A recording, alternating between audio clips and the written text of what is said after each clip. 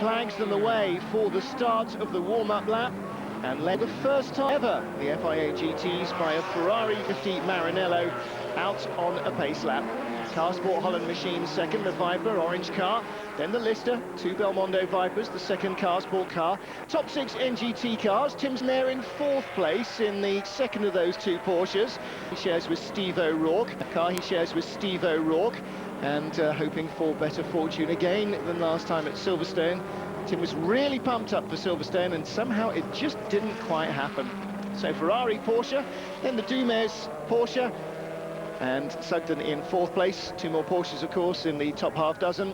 That's Babini in the 54 car, and Philip Pater back in the Orlandi Rodolfi car, the white car with the multicoloured dots all over it. A little bit of a signwriter's nightmare, I imagine, when that one gets damaged. Round 5 of the championship then will be headed up by the Ferrari. Emanuele Naspetti starts. Mike Hazeman starts the Car Sport Holland car. Jamie Campbell-Walter and Vincent Vos will start the cars on row 2 of the grid. Anthony Kumpen and Sebastian Bleekemolen, I beg his pardon, will be starting on row 3. Christian Pescatori and Luca Riccitelli start their respective cars at the head of NGT on row 4. Starting in 50, Sebastian Dumes. In 52, Tim Sugden, the two Porsches on row 5. Row 6 of the grid, started by Fabio Babini, 54, the Art Engineering Porsche, and Philip Pater, the Austrian, returns in the 69 car to start that. Julian Bailey will start Lister number 2, and again hoping to get to the flag this time in that car, ahead of Jean-Pierre Jarier. Christophe Bouchou, row 8. And Paul Belmondo will start the 10 car. Marc Duez starts the second Raffinelli Ferrari. Wim Dames, the Belgian, on his home track in the GLPK Viper. Luca Capagliari and Robert Dirick start their cars. Michel Neugarten and Christian Rieds, the son in that combination, start there. Alberto Radeli and Wolfgang Kaufmann start their cars. Sylvain Noel and Fabio Mancini starting in their machines. And Olivier Porter and Kurt Mollekens starting their cars. Mollekens in a brand new machine. Nigel Smith starting the 61 Freisinger car, ahead of Josef Wenck in the Coca-Cola Racing entry. Yukihiro Hane starts 58, ahead of Alex Lee, who shares with Nigel Albon. Alex Lee, the Chinese driver, in the brand new entry. And the Reiter Engineering Porsche, Michael Trunk, will start that car. That's not a Porsche, it's a Lamborghini. Then let's begin. Ferrari on pole in GT, Ferrari on pole in NGT. Green flags wave and they get underway at Zolder for the first lap. And already Mike Hazeman's trying to put the move around the outside of the pole-sitting Ferrari of Emanuele Naspetti, but he's rebuffed. Naspetti leads into turn 2, Hazeman second, Jamie Campbell-Walter third.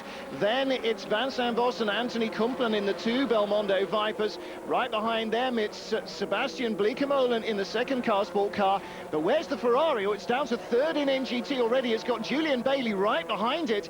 The Ferrari again, a tardy getaway, but look at this. Bleekemolen once more trying to make a pass. Well, 3 major chicanes around the multiple revision Zolder circuit, and there you can see Sebastian Bleekemolen yumping the car over the curbs.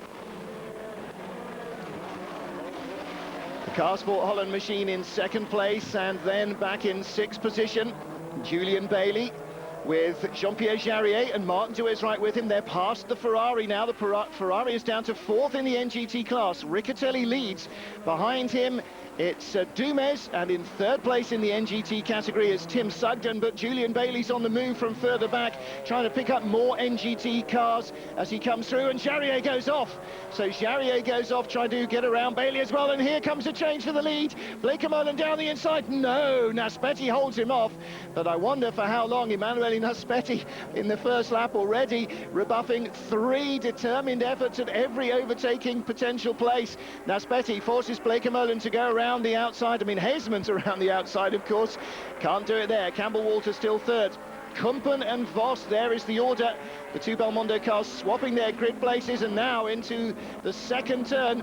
Not to be denied, the Car Sport Holland driver gets in front. Mike Hazeman feels that the series owes him a race, surely after Silverstone, where he was fastest and led comfortably for the opening 2.5 laps, and then the car broke its alternator. Its alternator broke on it, Now Jamie Campbell-Walter up to second. We're on board with the Ferrari because, look, everybody is going past. The two Belmondo Vipers, Kumpen and Voss, also go through.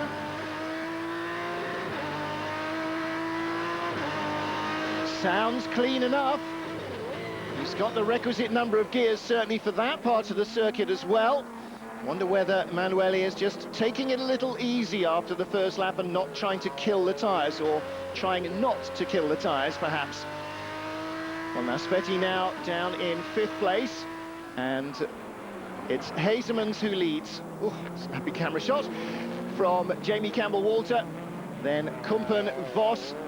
There is the Ferrari ahead of the second of the Carsport Holland machines. And that, of course, is the father and son Bleekemolen car. Sebastian Bleekemolen starting it. Michael, his dad, and Jeroen's dad is in the pits, and Jeroen will share this car with Mike Hazemans. 2 laps in and 1.7 seconds up. Not bad, considering he was only second place on lap 1, or the end of lap 1. And then Kumpen and Voss, the Belmondo cars. NGT still being led by Luca Riccatelli.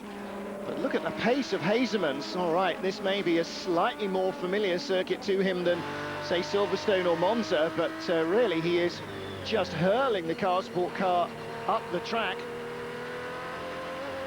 Doesn't seem to be anything wrong much with Emanuele Naspetti, does there? Wasn't in Superpole, that's for sure. But Naspetti confiding that the team really trying to get a podium here, rather than delude themselves that they are going to go out and win it. Well, they certainly made a good start by taking pole position, their first ever. So let's see if he can stay with the Vipers. Little waggle of the tail there from Vincent Voss, as you saw the Viper, the first of the Vipers in the shot, not quite getting the front end where he wanted it and having to steer it round on the throttle. The Carsport Holland Viper still behind a Ferrari here, but now you see the difference as Voss was sloppy exiting the previous chicane, how close the Ferrari is now. Rattles it down that sequential gearbox. Now, of course, they've got one of those because it's homologated in the road car. If you have a road car, you have to have much of the original equipment still in the same manner. Well, of course, the Carsport Holland, perhaps the most highly developed of all the Vipers in the field, leading the race at the moment from Jamie Campbell-Walter in second place, and starting to stretch away now.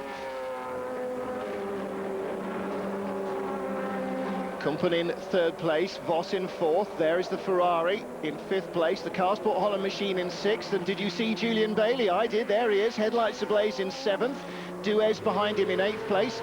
And I believe that was the Labra Competition Viper in 9th spot as well. Let's have a look and see if we can get another glimpse of them in the long shots.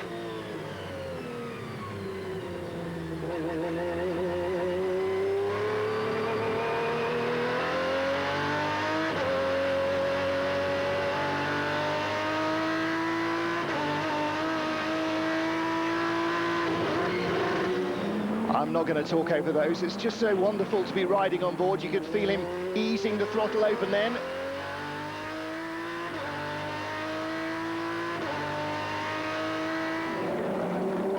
And again, feathering it through some of these corners, although they look like they've got a wide open approach and exit. Obviously, not all of them have. Still chasing those Vipers.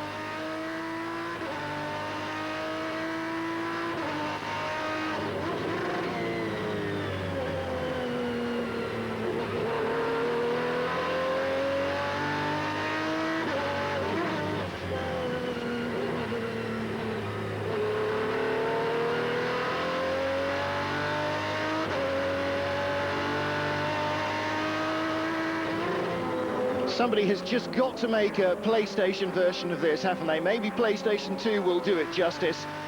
You're going to have a hell of a sound system or wear your earphones in a helmet to give you these kind of noise values.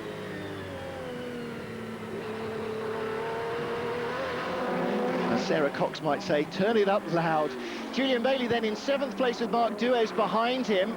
And as you saw, the Bouchou car well up as well now. They've all managed to ease their way past the NGT runners, but the Carsport Holland Viper just driving away from Jamie Campbell-Walter. Well, what are they going to be able to do here now in this race, the Carsport Holland guys? They have threatened only to be deceived by their machinery so far this year. I wonder if they have got all the bugs ironed out this weekend. Look how close the second car is behind the tail of the Ferrari.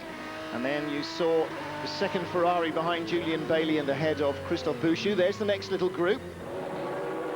And I believe Jean-Pierre Jarry on the tail of that. Now, the NGT guys were saying they reckon it would take somewhere between 15 and maybe 16 laps for the front runners to catch them, the GT guys. Not entirely sure that's the case, but look at this. We were just on board a moment or two ago with Vincent Vos. Now the director needs to switch back to the Ferrari. Maybe he's busy planning lunch.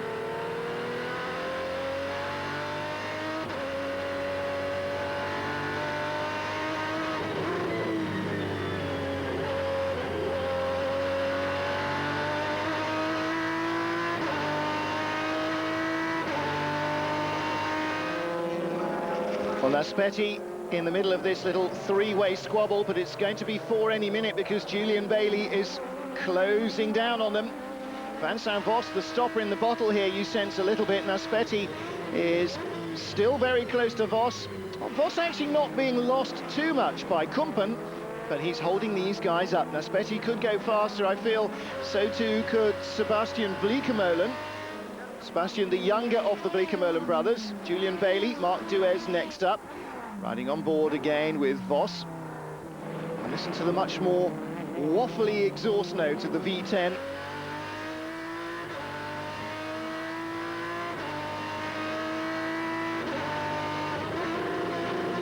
And we go for it down the inside with Naspetti. Oh, just a little slide under braking into the chicane, slides wide as well, and that blocks Vos's exit onto the front stretch. Naspetti's got the place.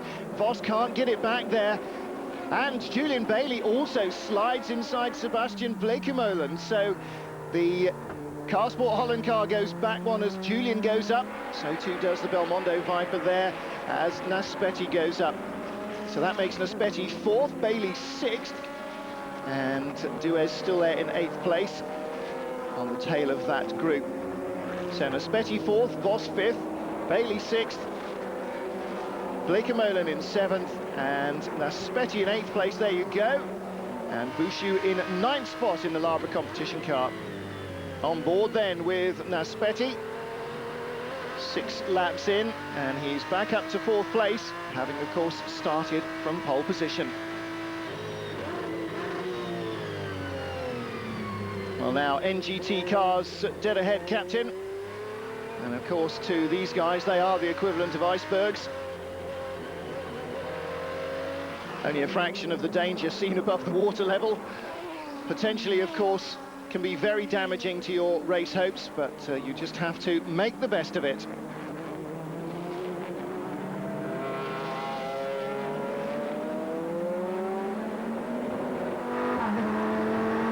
On board again with Vincent Vos.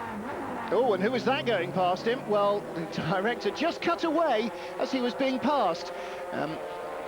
Not perceptive, I would have to say. Hasemans leads from Campbell-Walter, Kumpen in 3rd, Naspetti in 4th, Bailey in 5th. Of course, it must have been, because he was lining up Vincent Vos on the previous lap.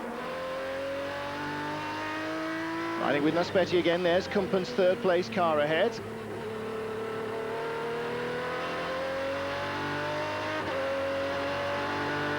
And Vincent Vos now down in 5th, so Julian Bailey will soon stop being a dot on the horizon and being a full-glared headlamp fixture in Naspetti's rear mirrors, and there is Bailey.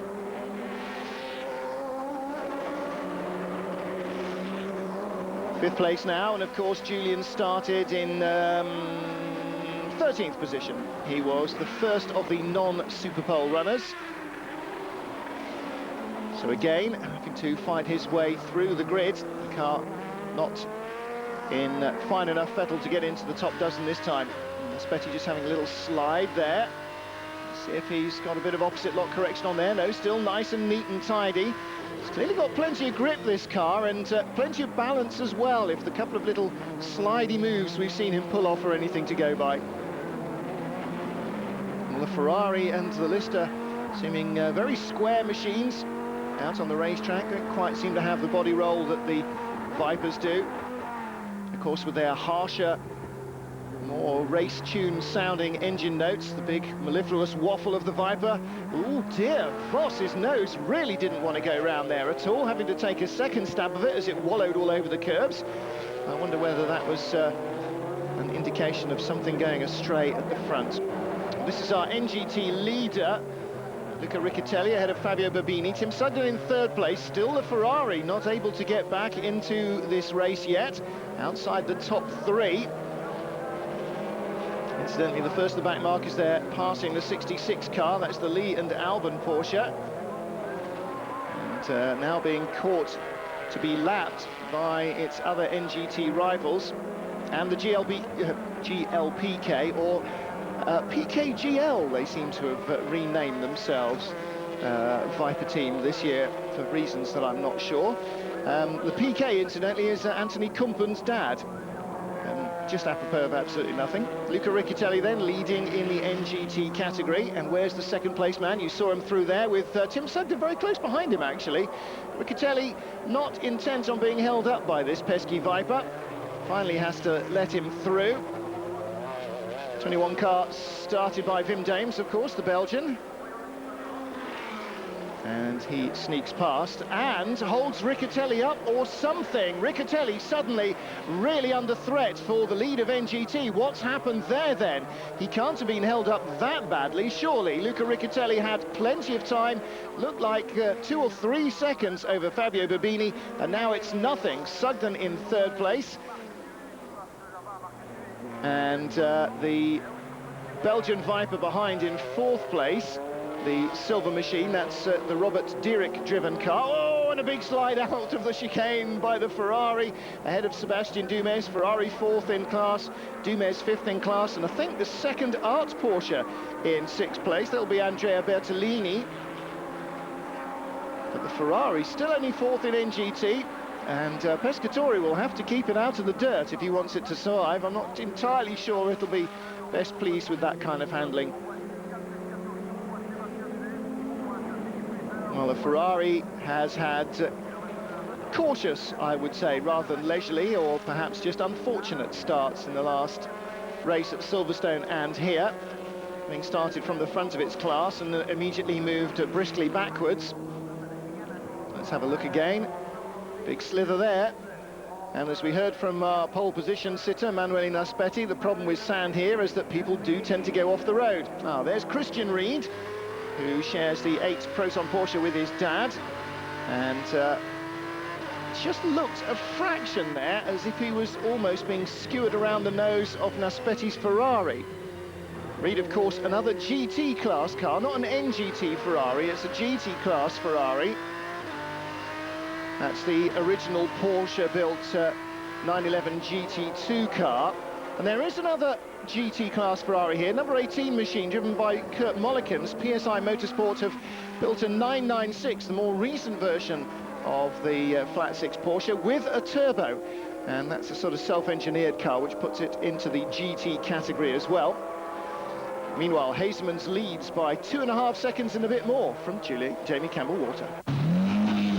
Welcome back to Zolder, round 5 of Eurosport's Super Racing Weekends. We're in the FIA GT Championship, the early stages of the race, and it's the Car Sport Holland Viper of Mike Hasemans leading by over 3 seconds from Jamie Campbell-Walter in the number 1 Lister Storm, the reigning champion, hard on the heels of the man who came so close to taking it last year. Well, here is the third place car. Manuele Naspetti has worked his way back up the order. And Naspetti with Julian Bailey close behind him. We're just over 10 laps into the race. And Naspetti in the fabulous sounding Maranello 550 Ferrari, starting from pole position, of course. Bailey started 13th, closing in. Marc Duez next up. He's lapped Gerald and Christian Reed's car. Then the best of the Belmondo Vipers. Now, they were in 4th and 5th spot on the grid and have gradually slid back down the order. Ferrari sliding down the order and then working its way back up. Race leader goes past NGT leader. On board with the number 12 machine, driven by Vincent Voss. Onto the front straight. Lining up for the left-hander to start the lap. He's got Bouchou right behind him and Jean-Pierre Jarier, two French drivers queuing up behind the Belgian. The Labre competition Viper won the last race at Silverstone, of course, carrying now maximum weight. Working its Michelin's very hard indeed. And Jean-Pierre Jarier goes around the outside in the Art Engineering car that he shares with his former regular French GT Championship teammate Francois Lafon. And is it me, or is the Voss car very, very leisurely out of there? You can see the sand being blown across by the breeze there as somebody has kicked it up on the outside of the circuit. Big slide from Bouchou through the chicane, cross up. Oof, that hurt. Not the driver, but possibly the car. Really dug in deep there, didn't he? Oh, it doesn't seem to be a trail of oil from underneath, but that's always the possibility, and I don't think he's even ripped the splitter apart. That will have been a lucky escape indeed for Bouchou. Jarrier's right with him, though, so that may not be that lucky for him, but let's have a look again. Whoops, oh dear, my goodness me. My eyes not quite going at the speed of that replay there. Let's not have a look again then, and let's pick up with the Belmondo Vipers, which are in trouble. On board with Naspetti. Naspetti now chasing... this is... OK, let's have another attempt to have a look at that replay. Well, he got in too fast, too hot, didn't he? Steered to correct the slide, knew he was going to go through, straightened it up to try and minimise the damage and make sure the car came out. I was going to say that as we were on board with Naspetti, he was closing up on the Muller and Trunk Lamborghini Diablo, which reappears in the championship for the first time here. Now we're on board with Mike Hasemans, our race leader.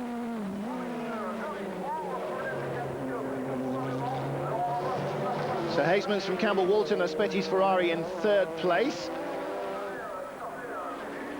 Hasemans absolutely flying, keeping himself over 3 seconds ahead of the Lister.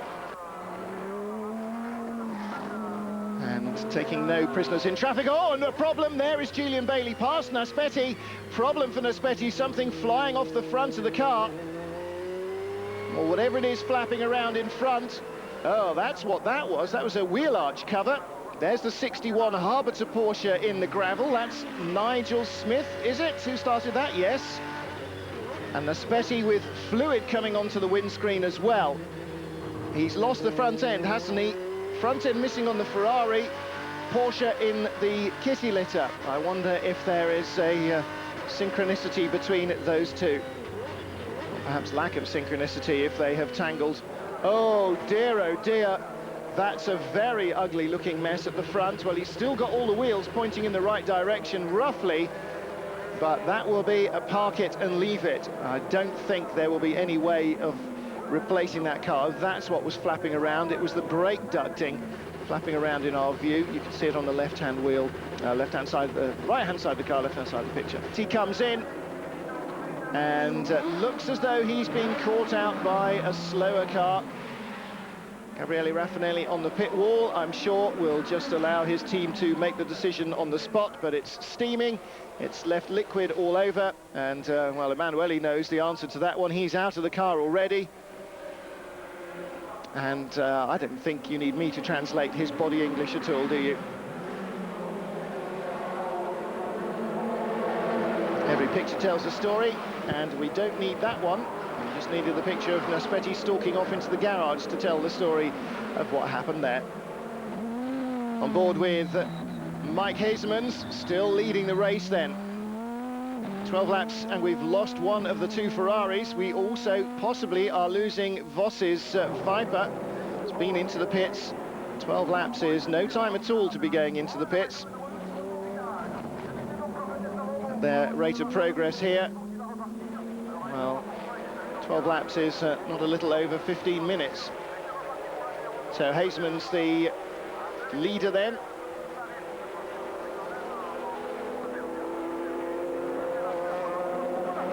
seems to be doing everything right at the moment. 3.2 ahead of Campbell Walter. Bailey in third, in the second at Lister.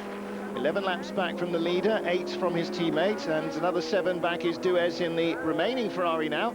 Kumpen in the Belmondo Viper, Bleekemolen in the second Car Sport Holland car, back into 6th position as a result of losing Vos and Naspetti from that top 6. Naspetti, I'm sure, permanently. Vos, well, who knows, we'll wait and see. And Nigel Smith's car being towed out of the gravel there. That was very close to the racing line and perhaps a little too close for some. This is the Belgian entry. Robert Dierik has backed it up against the wall. It's lost the wing look. He must be very disappointed. I don't think we saw it on the cameras. What happened there exactly?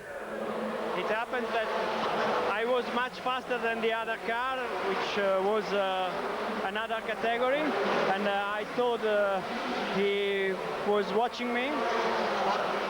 We were in the straight, and he closed the door suddenly, and I couldn't avoid it. Thank you, Emmanuel. Well, Emanuele obviously catching the car unawares in traffic, or just confusion over who was going where, and that's always very possible. And you'll notice that this Zolder racetrack doesn't exactly look like the wide open spaces of some Grand Prix tracks or current Grand Prix tracks, and not an awful lot of long range visibility either coming into chicanes and out of them. So some of the drivers working hard, and as more and more grit and sand and oil and everything goes down in the corners, particularly the chicanes and out of them, I think we may see a lot more of that. So Car Sport Holland Viper leading Mike Hasemans. Jamie Campbell-Walter still in second place in the Lister Storm, not allowing Hasemans to get away by too much. 3 seconds is about enough, and Jamie's keeping it roughly pegged at that. I think Hasemans perhaps now continuing to pace himself on that margin. The tow truck, the tow rope, still in that sand trap with Nigel Smith's Harbour Porsche. And based on what Emanuele has said, I think it may well have been the Harbour car which was caught out by the Ferrari, or the Ferrari which was caught out by the Harbour car. Probably a combination of the two. So Julian Bailey in third place then in the number 2 Lister Storm. This year's unlucky car, if there is one. Well, I suppose after Silverstone you could argue number 1 car is an unlucky car as well. Not having the best of good fortunes this year all round, the Lister team in this FIA Championship. But not bemoaning their lack of luck too much. They're just getting on with the job in hand. And Dierik in the 25 car, motoring on again, and the way it's sliding on the grass suggests to me that it's more than just the wing. I think he's broken the right rear corner there as well. On board in the NGT Porsche, and this I think is the 55 car of Michel Neugarten, the Perspective Racing entry, and he's, I think, 5th or 6th in the NGT class at the moment. They've moved Nigel Smith's car a little bit from that chicane. It's further out of the way now, so you'll only hit it if you're going off on the way out of the chicane. I'm sure they're going to try and tow it all the way out and either get him to a place of safety or let him go back to the pits. And Neugarten romping over the curbs. One thing about the softly sprung NGT cars is that they're not particularly keen on big curbs. There is the Perspective Racing entry, second Art Engineering car behind him. And now in heavy traffic, Mike Hasemans, the race leader, over the edge of the curb and onto the dirt there for Neugarten. Shares the car with Thierry Perrier, the Monegasque. Neugarten, of course, with his familiar helmet, which is the Nelson Piquet, but in turquoise, where Piquet's would be helmet would be red helmet livery. And on board again, across the start-finish line.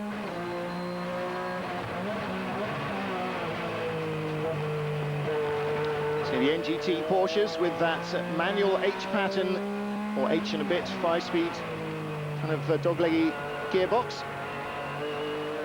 The Ferrari, though, has a sequential semi-automatic paddle shifter, because that's what glorious Ferrari 360 Modena road cars have. Well, we just saw the second RWS car. There is the lead RWS Motorsport machine, and lead in both senses, not only the quicker of the team cars, but the leader of the NGT category. It's Luca Riccitelli, and he's got Fabio Bobini right behind him. Pescatori now up to third place in the Ferrari, I notice. Well, the caption showed us earlier, but he's now closing on the leaders. Don't read captions. And is that Sugden still in fourth? I think it might be. Let's see if they hold this shot. Yes, Tim Sugden still in fourth. Fifth place, Sebastian Dumez in the NGT category. And I think that makes Michel Neugarten, who we were riding courtesy of earlier, sixth spot in the NGT class. But some little way behind this group here. So Pescatori gets himself back into contention. And there was Tim Sugden, busy man, racing here and running his own single-seater racing team as well. Whoa, dear, Jean-Pierre Jarier getting all loose and slippery there into the chicane as he gets through traffic. Does so without damage, though. Here's Nigel Smith back in the pits. And the British driver spending a long time sitting with the heat sink building up in him and the car in that gravel trap as the race leader goes past the other Harbinger racing car. That's the number 60 machine with Sylvain Noël, the Swiss, at the helm. I don't think he is Swiss, actually. He's French, isn't he? Hasemans leads then by 1.4 over Campbell Walter. The gap coming down in the traffic. Bailey 9 behind, so 8 behind Campbell Walter as he was before. So therefore it's Hasemans who has been held up. Duez in 4th, Kumpen 5th, and 6th overall. It's still Sebastian Bleekemolen in the number 4 Car Sport Holland entry.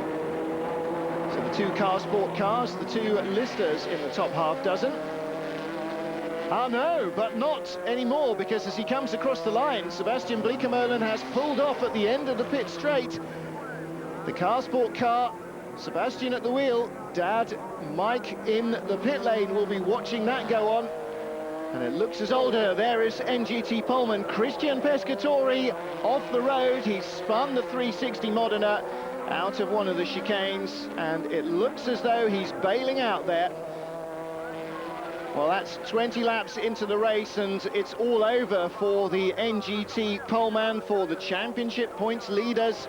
Christian Pescatori and his teammate David Terrian share a 3-way lead in the NGT category, with Luca Riccitelli, the Red Bull driver, leading the race at the moment in NGT. So we're looking now at the middle portion of this 5th round of the FIA GT Championship, and as you can see here, the yellow flags waving.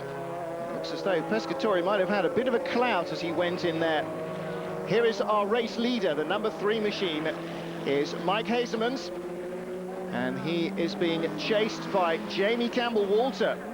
Campbell-Walter now very close indeed behind him, and Christophe Bouchou in the Labre Viper is closing in as well. Well, Julian Bailey's in 3rd, Mark Duez 4th, Anthony Kumpen in 5th place, Jean-Pierre Jarier in 6th place in the Art Porsche. And right behind him, there is Bouchou in 7th spot. And he's got another of the Belmondo Vipers behind. And that is Paul Belmondo's number 10 machine, I think. So Bouchou taking some while to work the car up into contention. Kumpen in the 11 car is in 5th place, and some while behind him, Jean-Pierre Jarier. Ooh, 20 seconds, that gap really has extended, and Jarier being chased there by the Labre car. Number 2, Lister Storm in the pits.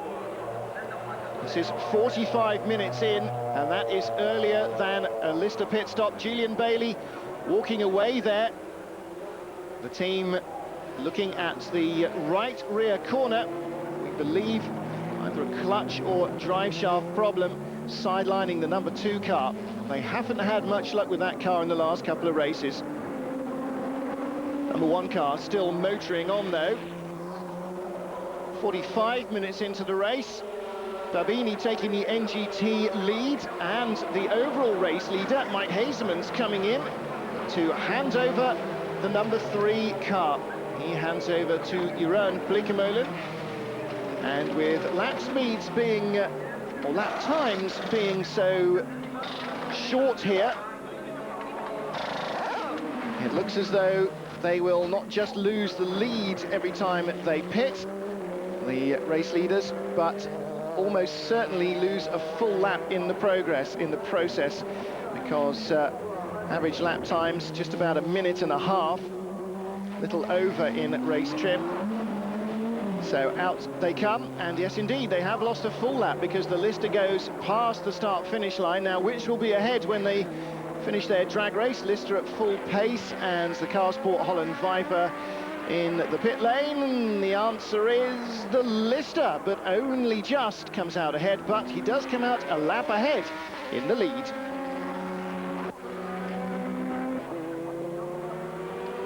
An hour into the race, the number 1 Lister comes into the pits to refuel. So too does the Labra Competition Viper.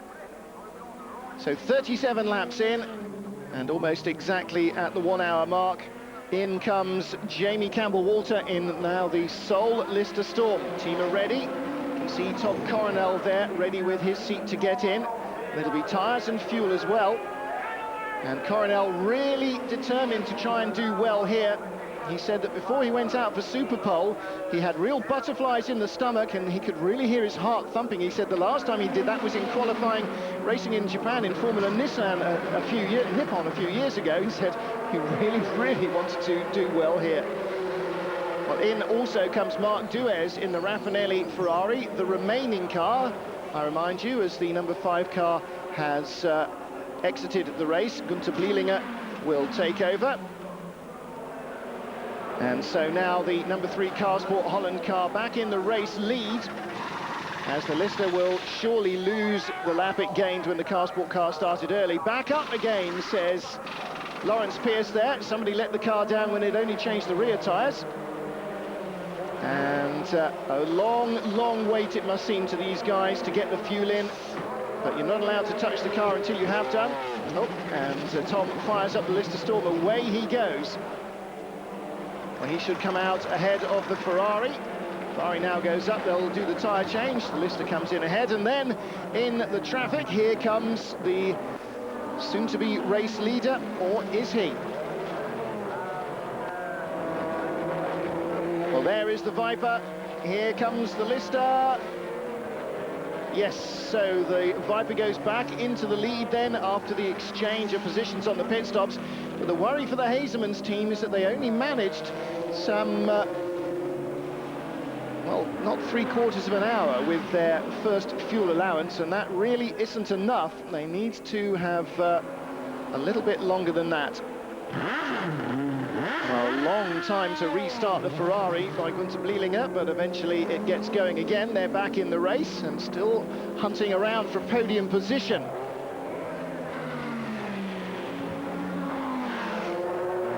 So the Carsport Holland car leading just from the word go. Took a lap and a bit for Mike Hazemans to get past the pole-sitting Ferrari, and they've led almost ever since. Lost the lead when they pitted early, and a potential question mark hanging over them.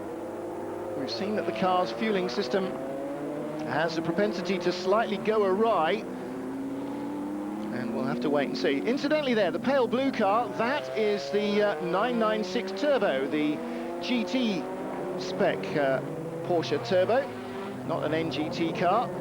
And that's been started by F3000 ace Kurt Mollikens. And in comes the Carsport Holland car, and that is into the pits again for its second stop.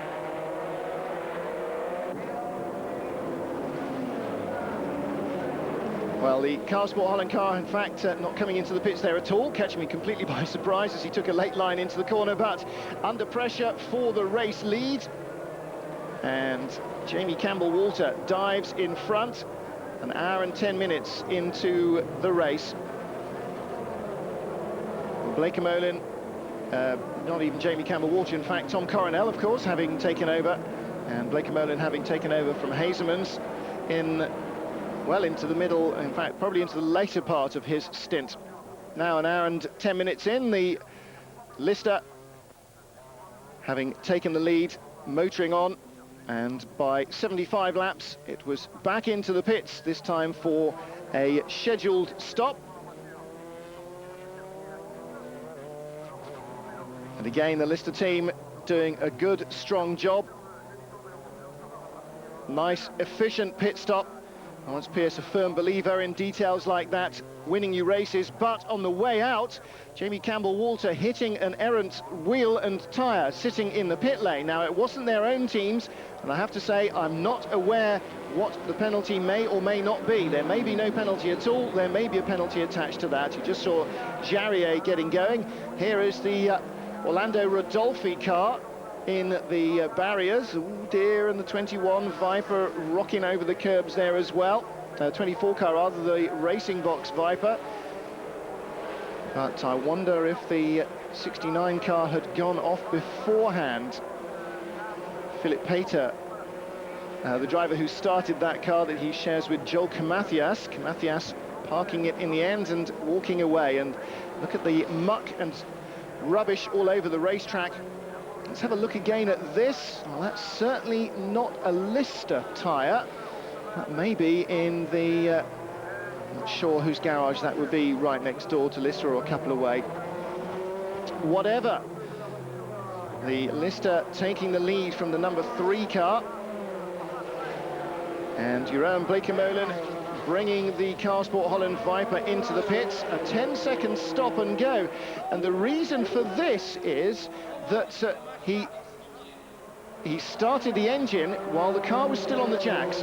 Now, he was told to switch the engine off, but in French there you heard Toine Haseman saying, no, it's not working, it doesn't work. Basically, I'm not sure that the car was able to restart under its own... not that it wasn't unable to restart during the pit stop, but normally if a car is started with the wheels in the air, it means they've lost the clutch and they're having to start it in gear, which is obviously a lot easier if the wheels aren't attached to the deck. So again, not entirely sure on that.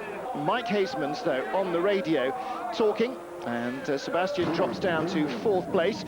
It's Bouchou in 2nd place, Duez in 3rd, but after 98 laps, the Lister into the pits, being topped up with oil. It's guzzling the stuff. And the number 7 Viper, having slowly but surely, tortoise and hare-like, worked its way up the order, is now in the lead. As Jamie comes back out in 2nd place, Marc Duez 3rd in the Ferrari, building towards a real climax now. Welcome back to Zolder, the closing stages of round 5 of the FIA GT Championship. 105 laps in, Christophe Bouchou leads in the Labre competition Viper from Jamie Campbell-Walter. And this battle, this is for 3rd, Marc Duez in the Raffinelli Ferrari and young Jeroen Bleekemolen in the Carsport Holland Viper. This is for the final podium position. And it's been a close battle for the last half dozen laps. The Viper suffering a stop-and-go penalty for starting the engine while the car was still in the air. And I believe that's probably because they'd lost the clutch. Well, Duez there fighting back as Bleekemolen tried to make the pass, redolent of the, or reminiscent perhaps, of the first lap when Mike Hasemans in the car was desperately trying to take the lead away from Emanuele Naspetti in the other Raffinelli Ferrari.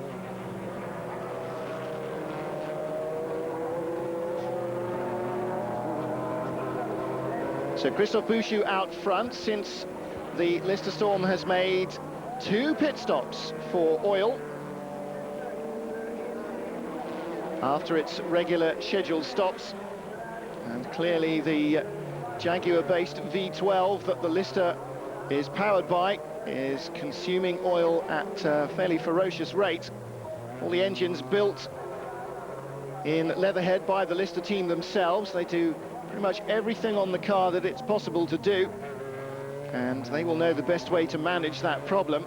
I'm sure it's leaving him with a bit of a horsepower deficit to the Labre competition Viper. Now that car is as near standard as most of the race, or probably more than many of the racing Vipers in this championship, the Labre car, and it's carrying full weight penalty from having won twice now, but still it's leading the race from Jamie Campbell-Walter. This battle's some way behind. The leaders, I don't think, in any danger of being caught by these guys, but Jeroen Bleekemolen has been given the give it full gas signals by Mike Hasemans, his co-driver, and the team on the pit wall egging him on in this great battle with the Ferrari. Duez in 3rd place, the Belgian, and Bleekemolen right behind him, the Dutchman. And here is our second place man, Jamie Campbell-Walter, having taken over from his Dutch co-driver, Tom Coronel, in the third stint of the car. Slips inside the Coca-Cola Porsche.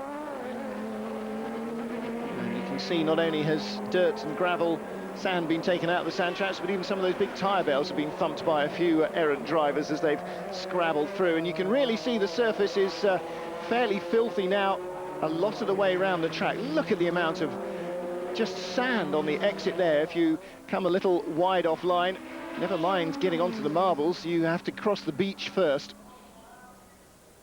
Well, young Jeroen Bleekemolen doing a great job here.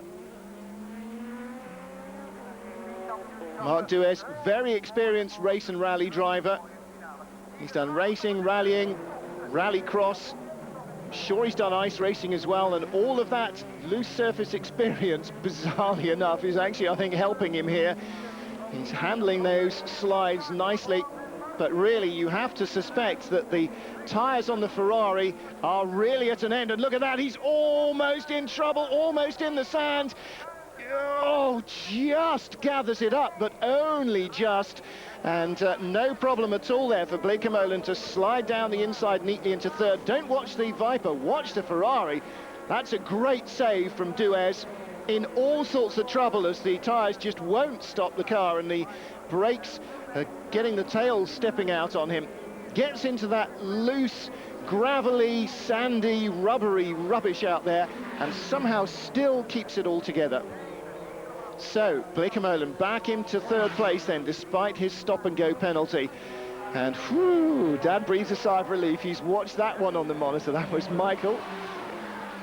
And he's already seen his car retire, that Sebastian was driving early on in the race, before the first hour was up. Now then, Jamie Campbell-Walter in second place. Oh, there's Bouchou! Very much closer than before. Can't be, let's see, second and a half maybe between us. They come under the shadows. Yeah, maybe. So that is very close indeed. There is our NGT class leader, Luca Riccitelli's Porsche, that he is sharing with Andrea Boldrini this weekend. And after their two pit stops, Riccitelli back in it. Boldrini, incidentally, has been a long-time friend of Riccitelli. So long, they met when they were both racing each other when they were 8 years old, and that's how long. Stefano Ortelli in second place, and that's a good strong race from that car he shares with Wolfgang Kaufmann, the Freisinger Motorsport Porsche, which was out so early at Silverstone and has had a really luck-free season this season. In second spot in NGT. Now let's have a look at Bouchou. Look at the way he's... Yeah, it's no smooth line through that corner at all. He's just dragging the car around, wrenching the steering wheel to get it through the corner. It's wearing its tyres because of that extra weight, even more than the Lister is. And Jamie Campbell-Walter closing fast. Now then, third place, perhaps still under discussion. I think maybe the lead might be as well. Jamie seems able to close almost at will on the Labra Viper ahead.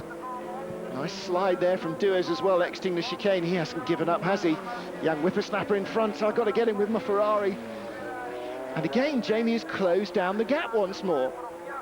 So clearly there is a problem with the Lister, and it's not to do with getting around the corners. Now there you go.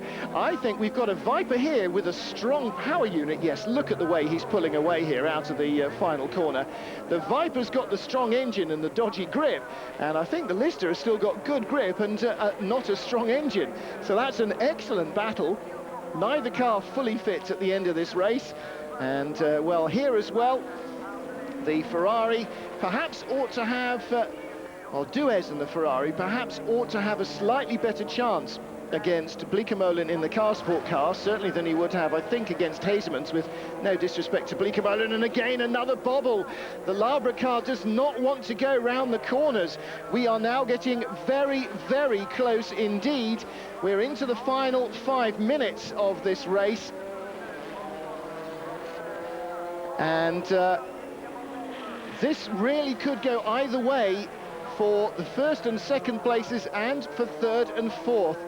Looks as though the Car Sport Holland car may be easing away from Duez in third place, but no such luck, I don't think, here. Christophe Bouchou can't get away from Jamie Campbell-Walter, and the twisty-turny stuff, there's not enough of it for Jamie, rather too much for Christophe.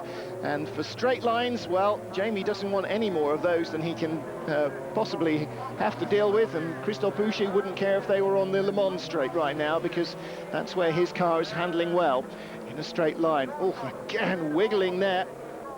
Well, time ticking away. Let's have a look on the start line. Ganchi couldn't quite see the clock, but it's getting very close indeed. And on to the last lap now. Less than a minute remaining as they came across the line. It will be the last lap. The 3-hour mark again will settle this one. Look, there's Mike Heesemans and the Car Sport Holland boys looking over. There is his son, Jeroen, in third place. Did I say Mike Heesemans? I didn't mean that, did I? I meant Michael Bleekemolen, not Mike Heesemans.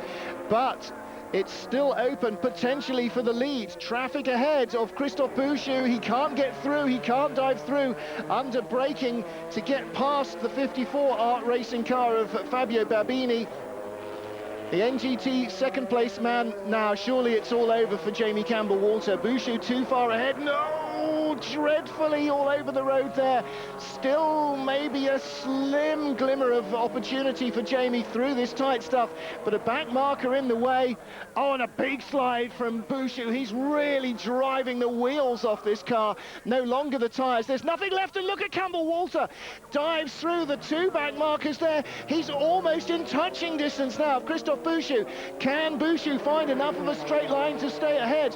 Well, the Labra mechanics looking over the pit wall. The Lister guys will be doing the same. Last few corners of a 3-hour race and nothing between the first two men. Christophe Bouchou, broadside out to the final corner. Jamie Campbell-Walter's got the grip. Has he got the power? He just gets in front and he holds it to the line. Jamie Campbell-Walter wins in Zolder by inches.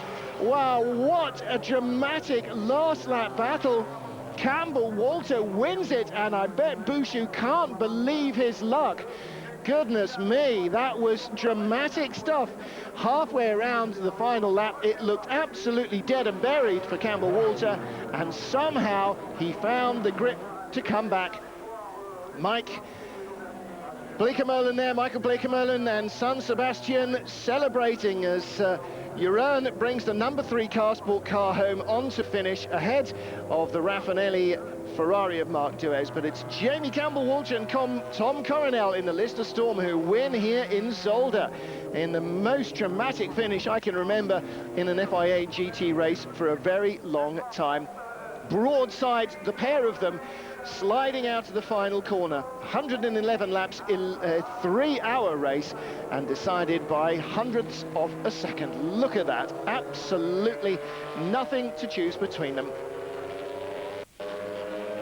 Well, the crowd have enjoyed fine, warm, sunshine weather here at Zolder, and a great cliffhanging finale to the race as well. 11 100ths of a second between them at the line. Bouchou and Belloc taking second, Heesemans and Bleekemolen third. From the Ferrari, then the NGT winner in 5th place ahead of Paul Belmondo, who put his car off in the dirt in his first stint. Jean-Pierre Jarier and François Lafont in 7th ahead of Luca Capigliari and Matteuzzi in the Racing Box car. Moccia and Babini second in NGT, Kaufmann and Ortelli down to 3rd in NGT in the end, Neugarten and Perrier 4th in NGT, but Jamie Campbell-Walter and Tom Coronel celebrating with Lawrence Pierce and the Lister team. Great job by them.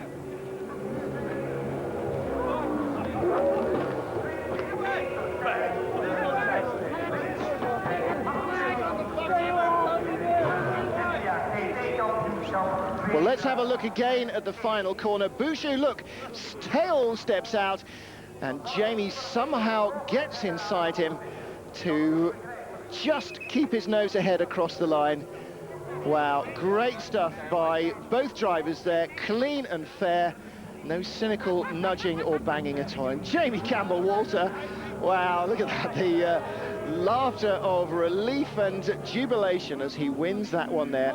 Tom Coronel and the rest of the little Lister crew celebrate. Well, a great result again from them. The Lister team, as they pride themselves on racing on the budget that most other people spend on hospitality in the season. Well, there's Jamie. Let's hear from him. Thrilling end to a 3-hour race. Were you ever worried at the end there that you would run out of laps? Yeah, I mean, we had the last 10 laps, the car had about five pounds of pressure in the engine. We had no oil in the engine, basically, so we had no horsepower. The engine's making horrendous noises, but the old Lister V12 made it to the end, and my car was quicker through the corners, and that was where I could catch up, but down the straights he was miles quicker, so it was just a case of putting my head down and doing like 10 qualifying laps, basically, like Tommy did in the Super Bowl. It's pretty hard work, actually. I'm tired.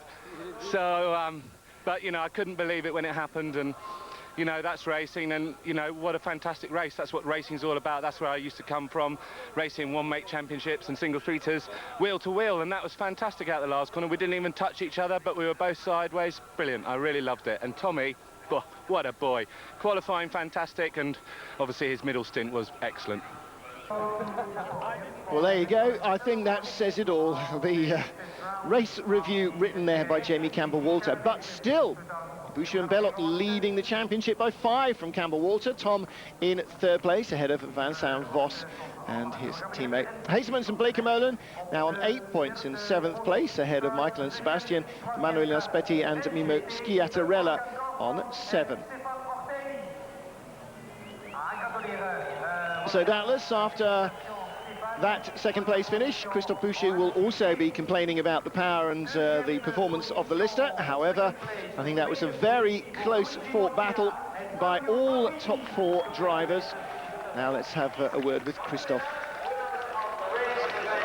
Christophe, it was a great race, but I don't suppose that's going to be much consolation for you. How do you feel? I'm really disappointed, even if the weekend start very bad with a very bad setup, but anyway, we was first before the last corner, and just because some cars, some slow car like GT3, I never look on the mirror, it was necessary for me to brake and to miss a time, and Lister arrived behind and profit of this opportunity on me. So it's very shame. I'm really angry. But it's not so bad for the championship. But I hope that we'll have some for next race, some explication with some people, and to look better the rear mirror. Thank you, Christophe. Well, obviously, Bouchou winning at Silverstone because of a back marker not seeing the #1 Lister coming. So what goes around comes around, I believe, would probably be the best reflection on that. But as everybody expected at Zolder, tight track and tough to make it through the back markers. Well, there you saw the NGT podium sitters and the NGT classification again, just to reiterate, if I can find me a bit of paper. It was Riccitelli's Red Bull car that won from Mottier and Babini, and Kaufmann and Ortelli in 3rd spot ahead of Perrier and Neugarten. And in the end, the Sugden O'Rourke car retiring after just 25 laps, unfortunately.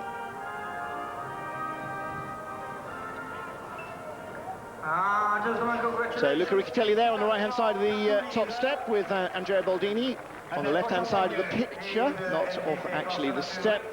And there you go. So the Dumez and Gousselard car parked after 76 lap by Gousselard. There you saw the Viper coming down off the jacks. P4 minus 14 seconds. It was the hurry-up given to Bleekemolen. And there you saw the Laber car losing lots of time on the last but a couple lap. And Jamie Campbell-Walter seizing a last gasp victory by the scruff of the neck in the Lister as they win in the GT class. The FIA GT Championship.